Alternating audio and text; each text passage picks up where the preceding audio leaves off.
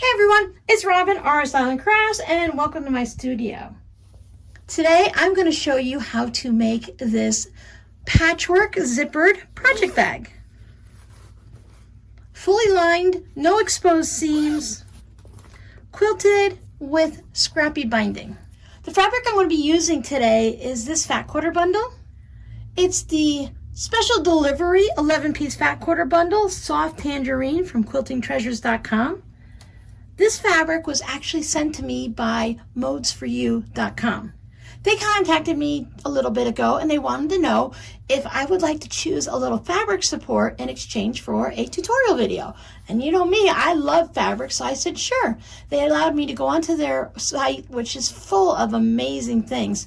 I'm going to link down below to the unboxing video of when I received the fabric, and I list all the different things that they have on their site, but they have a wonderful fabric section. There are so many amazing fabrics of names that we know. There's bright colors and designs and some pre-cut fabrics also. I'm including down below in the description box and in the pinned comment the link to this fat quarter bundle. Now this is an affiliate link. If you choose to purchase anything from that site, Modes4u.com will send a couple pennies my way as a thank you. Now today I'm using a fat quarter bundle, but when I made these two pouches, I used little mini charm squares. They're a bundle of 42 2.5-inch squares, generally all from the same fabric line. So you know when you make the pouch, all the fabrics are going to match. You don't have to worry about matching fabrics and making sure they go together. I really love this gray, yellow, and orange combination.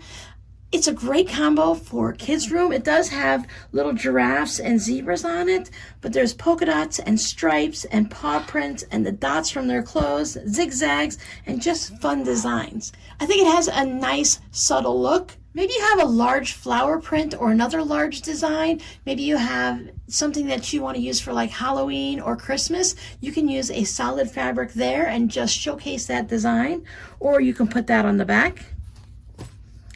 But I love patchwork.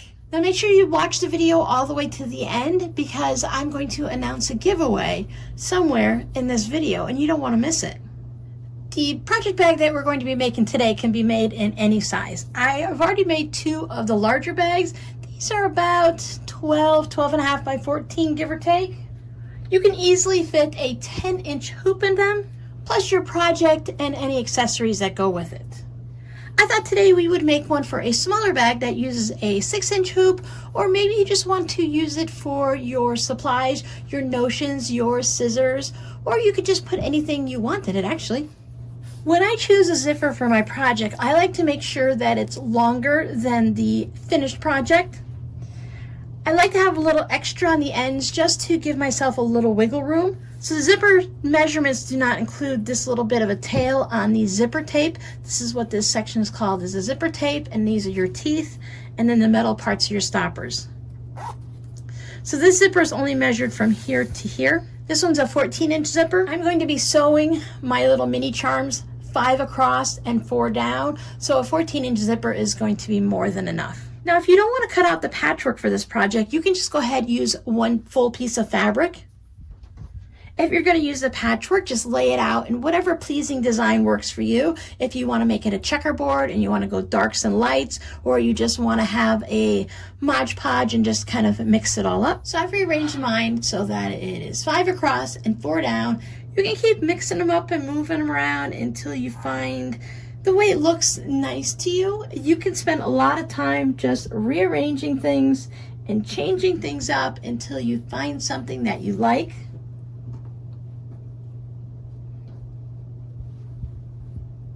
And once it looks good to you, take a picture. So that way you have something to refer back to. Now, if you want to make one of the larger pouches, the mini charm squares come in a pack of 42. So I went ahead and made mine 7 across by 6 down. That way I was able to use up the whole pack and not have anything left over. As you can see in this pouch, I did the little mini charms all the way across the top. I plan on putting a strip of fabric across the top. Since my mini charms are 2.5 inches, I will use a 2.5-inch wide strip across the top. Once the section is all sewn together, I'll go ahead and cut my strip of fabric. That way, I know exactly the length that I need to cut. Now for those of you that aren't quilters, this is a simple patchwork project. You can sew this together almost any way you'd like. What I like to do is I like to take column 2 and I just lay them right sides together on top of the first column. And on the right hand side of these squares, I'm going to put them through my sewing machine. I'm going to use a 1/4 inch seam allowance, the distance between the thread and the edge of the fabric. I'm going to use a 2.0 stitch length, and I will just chain piece these, meaning I will put them through the machine one right after the other. Once I finish sewing these 4, I'll cut my thread and I'll lay them down. Now you could just continue sewing them one right after the other if you'd like, but I like to stop and break the thread, and that way I have this column and I know it's going to stay the same.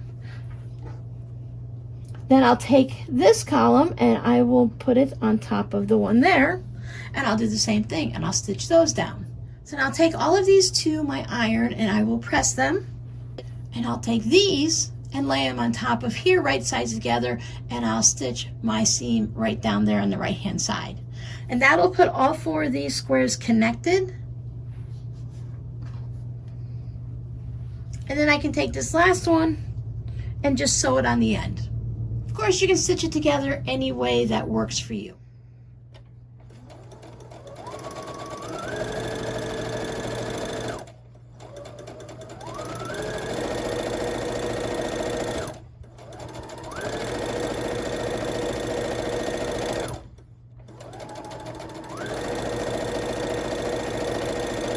I stitched my patchwork into rows, and when I took it over to press it, I pressed all of my seams one direction to the right, and then the next row I pressed them all to the left. And when I go to the next step of sewing these together, that's going to allow the seams to nest nice and evenly together so that I have all of my squares and my corners are going to line up nicely. As my rows get longer, I find it's better to pin the intersections than to just take them to the sewing machine and just sew and hope that they all match up. If you're having problems with getting all of your seams to line up and match, I go to the section right here. Now I have the seam going to the right and this seam going to the left.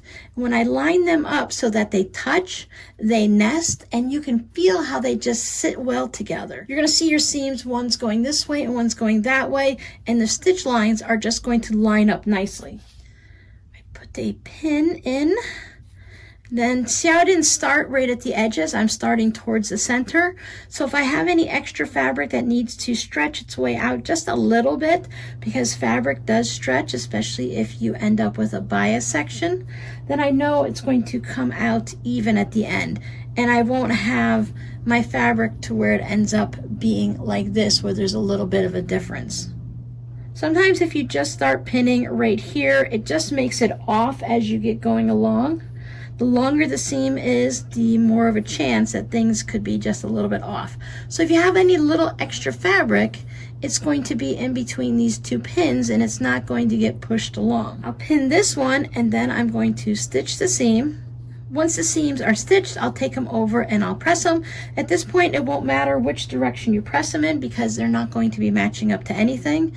And then you can sew these 2 rows together to get your completed front of the pouch. And there is my front patchwork all done. And you may have noticed that we haven't cut our fabric for the backing, we haven't cut the top yet, and we haven't done anything with the lining. I like to get the patchwork done first because that's the biggest variable. If your 1/4 inch seam is a little small or a little big, your patchwork can come out the different size than mine. Now my patchwork measures 8.5 by 10.5, but because I'm going to be quilting this, I like to cut my lining fabric a little bit larger. I also need to cut my batting. Now for my batting, I'm using 100% cotton. That is what I enjoy using. You could also use a fusible fleece. Now if you chose the fusible fleece, you don't even have to do any of the quilting if you don't want to, or you can just quilt the patchwork and leave the back as it is. Now with my previous pouches, I went ahead and I did the same type of quilting on the back as I did on the front, just to go ahead and mimic it. Plus, when you open up the inside, I wanted to have the quilting look the same on both sides. So my batting is the Quilter's Dream Cotton 100% pure cotton batting. There's a variety of companies that make cotton batting or any type of batting. Make sure there's nothing else underneath your batting when you go to cut it. Batting kind of shifts and stretches a lot. I only need a small piece, so I don't even have to worry about ironing it before I cut it. For a larger bag, I would take this over and give it a good, nice press. And because it's cotton batting, I could put my iron right on it and no problem. They also make a fusible batting with an adhesive on the back, a glue, so that when you put your iron to it, it adheres it right to your fabric. And with that, you can just follow the manufacturer's directions to see how close together you need to quilt it, if you need to quilt it at all. And I have it just about an inch away from the edges. I want to have a little extra because as I'm quilting it, sometimes the batting will shrink in a little bit or the fabric will shift a little bit, and I want to make sure that if my fabric moves even just a little quarter of an inch, that I'm going to have enough batting around it, so I will always have batting underneath my fabric.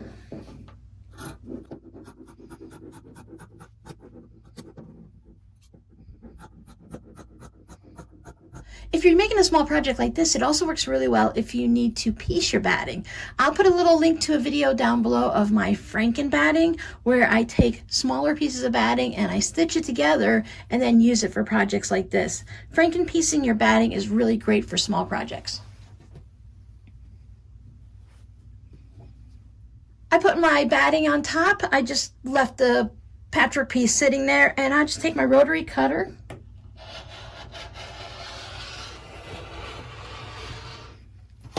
So here's my patchwork and my batting. And I want to sandwich it so that I have right sides facing up on my patchwork, and if I flip it over, I have right sides facing up on my lining. So I'm going to make a little quilt sandwich, just like if I was going to make a quilt. So now to quilt this, I want to mimic the patchwork. 1/8 of an inch away from the seam, I will do a straight line of stitching down on the left side of the seam, and then I will do another 1/8 of an inch or 1/4 of an inch from this one down this side. So we're going to have 2 lines of stitching with the seam going right up the center, and I'm going to do that on each of the seams going this way.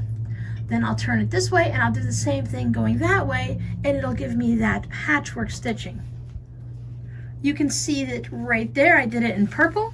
Now for this one, I can use any of the colors that I see here in this patchwork. I can use the yellow, the gray, or the orange, and any shades of them, depending on how much I want that quilting to show. I don't want it to be very noticeable, so I might just use either a silver thread, or I might go with a nice light yellow or light orange, just to go ahead and bring in more of those colors. And then whatever fabric you're using for the lining, on this one I have the large colorful zebra and giraffe, so I went and cut a piece of fabric that's a little bit bigger, about the same size. Mine is just a little, about 1/4 inch bigger.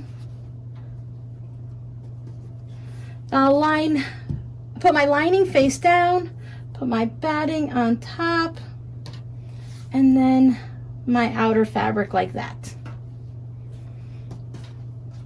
And then our zipper is going to go there. Now for the quilting on my previous bag, since I did the squares, I went ahead and I did 1/4 inch on either side of the seams here, and then I just have my stitching here from my zipper. Since I'm not using squares, I will probably just go ahead and leave that one unquilted. It's a narrow strip, so with this batting, I really don't need to quilt it. And if you're using the fusible fleece, then it's such a narrow strip. It is 2.5 inches wide by the width of the patchwork, and that's really not that much. After I have all this quilted, I will go ahead and cut that one down to match it exactly. Now, as you've noticed, we haven't done the backing yet, and I want to wait on that until I get this all quilted and stitched together, because right now I don't know what size my pouch is going to be exactly, so it would be a waste of fabric to cut it ahead of time, because if I cut my fabric too small, then I'll have to cut more fabric. Because I really don't know the full size of my pouch yet, I haven't cut my backing and the other piece of the lining fabric. I need to sew the top together first, and then I will go ahead and cut the back out, and I will quilt that one the same way. Everything's quilted. I went ahead and I trimmed it up. You can see my quilting there, and the quilting goes all the way through onto the lining. So this is now the front of it, and it's all quilted. For the part that goes on the top above the zipper, I did a longer stitch, just about 1/8 of an inch from the edge, and then I trimmed a nice straight edge. I want to have everything that's held together. If you're not going to quilt this, it needs to be held together in an easy way so that you can put your zipper in. So this is what the front of our pouch is going to look like. To start with, I have my front of my pouch right sides up. I'm going to take my zipper and I'm going to put the teeth touching the pouch. You see how much I have extra on the edge? It's just going to make it a lot easier for me to sew. I just about center it so that I don't have one part all the way down here and I don't have there. This way I don't have to worry about those metal bits or the zipper head. I like to put some clips on it. You can put pins.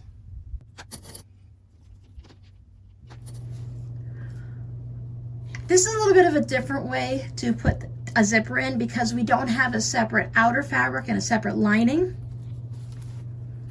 And I want to make sure it's lined up evenly right at the top. Now using a zipper foot, I'm going to stitch and connect these to the zipper. Now using my zipper foot, I will stitch, it's about 1/4 of an inch in. I don't want to be right up against the zipper teeth because it makes it harder to open and close the zipper. So I will go ahead and stitch this down, connecting the front bottom to the zipper. So there it is attached, and I took it over and I gave it a nice little press so that it lays flat. So this is what my back looks like. As you can see, I quilted it the same way as the front so that I have about 1/8 of an inch to 1/4 of an inch separated and just did a little bit of a grid work. It doesn't have to be identical. It doesn't even have to be the same type of quilting, whatever works for you. And then I trimmed it to make sure that it was the same size as the front of the pouch. The only thing left now is to do a little top stitching around to hold these two pieces together and then the binding, and then we're done. We need to be really careful here though. Right now, the zipper pull is here outside floating in the air. I need to make sure that the zipper pull is inside the bag area because when I stitch around it and then we trim off the excess zipper, if it's out here, it's not going to open the pouch up. I'm going to use the orange as my backing. I'm going to leave the zipper all the way closed like that just for a minute so that I can get everything lined up nice and neat. I'm going to put clips all the way around. When I take it to the sewing machine, I'm just going to do a little stitching about 1/8 of an inch in from the edge. I want to just hold everything together so that when I go put the binding on, it's going to be really easy and I don't have to worry about anything shifting. You can use pins if you prefer.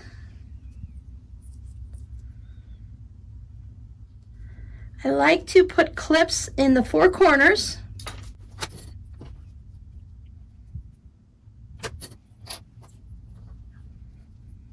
That way I know everything's held together neatly and I can go ahead and just put clips everywhere else. Put one in the center.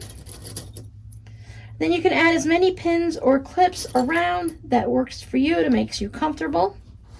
After everything is pinned or clipped together, now remember to move your zipper back over into the center, and this way it's not in the way either when you're stitching around. When I come to the zipper part, I like to back stitch 2-3 times just to hold that nice and secure so it doesn't separate once we trim it. And when I'm on this side, since this is just going to be like flopping around a little bit, you can put a pin just to hold it in place so it doesn't move. And again, when I'm over here, I'm going to back stitch over it 2-3 times just to keep everything so it's nice and closed.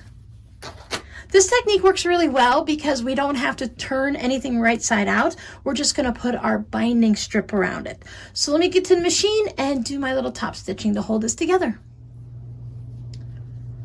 I went ahead and I used up some of my scraps to create a scrappy binding. Scrappy binding goes really well when you have the patchwork on the front. You can, of course, just use one fabric all the way through. If you're not a quilter, I'll put a link down below so that you can watch a video on how I make my binding. I like to make mine 2.5 inches, and then I fold it in half, wrong sides together. Before I can put the binding on, I need to trim off my zippers flush with the side of the bag. The length of my binding is the 4 sides added together and about 12 to 18 or so inches extra. And that just gives us enough room to go around the corners and to connect the 2 ends. I'm going to stitch mine on the back I'm going to leave my zipper open just so it's out of the way when I'm putting my binding on. So I will take this around, and since it's scrappy, I can pre-check to see where everything's going to land to make sure none of the seams are going to be in the corners. It just makes for a smoother binding, and you don't get those really weird lumpy corners that way.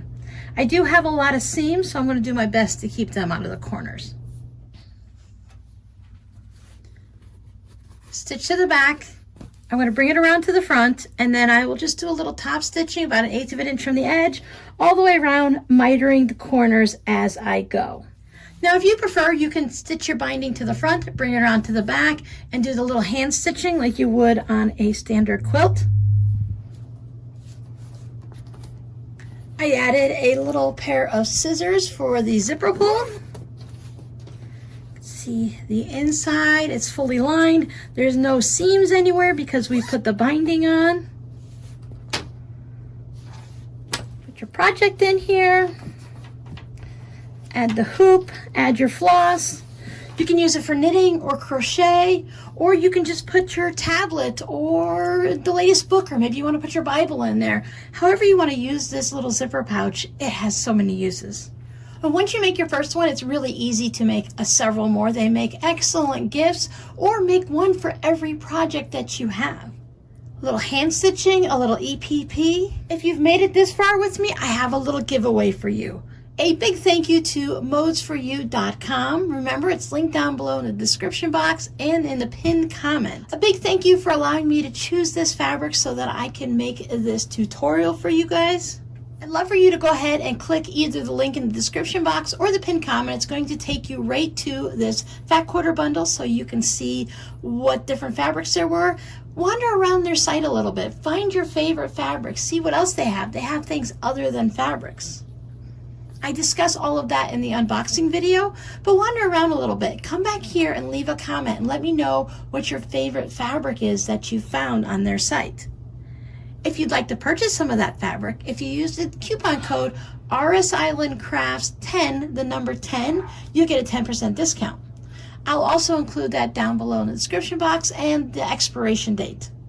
I saw a lot of gorgeous batiks, and I always look for the flamingos. You guys know I love my flamingos. Flamingos and batiks, those are my two favorites. They had some nice panels, some row by row, some gorgeous different fabrics, the colors, the styles, just so many wonderful things to look at. Anytime a company wants to support us and the community and my channel specifically like this, I think it's really important that we go over and show a little love by clicking that link. Even if you don't purchase anything, just go over there, find something you like, come back and leave a comment and let me know what fabric you found that you really love. For every 20 comments I receive, I will send out 1 free fabric postcards. I'm going to make as many as I can out of the fabric scraps that I have from this project. So if we receive 20 comments, I will pick one person out of there and send them the fabric postcard. And this is worldwide. You guys know I send my postcards anywhere. I can mail them anywhere across the world. And the way you'll know you won is I'll come back and I'll leave a response to your comment asking you to email me your full name and mailing address, so I can send the fabric postcard out to you. Also, go back and check the unboxing if you haven't seen that yet, because on that video, I'm also going to choose one person for every 20 comments and send them a fabric postcard. So I'd love for you to keep me really busy in the next week or so, making loads of fabric postcards for you guys. Let's show them how many people are here in the crafting, the quilting, the sewing community, and how much we love our fabric. Thanks for hanging out with me, and I'll see you guys next time. Bye.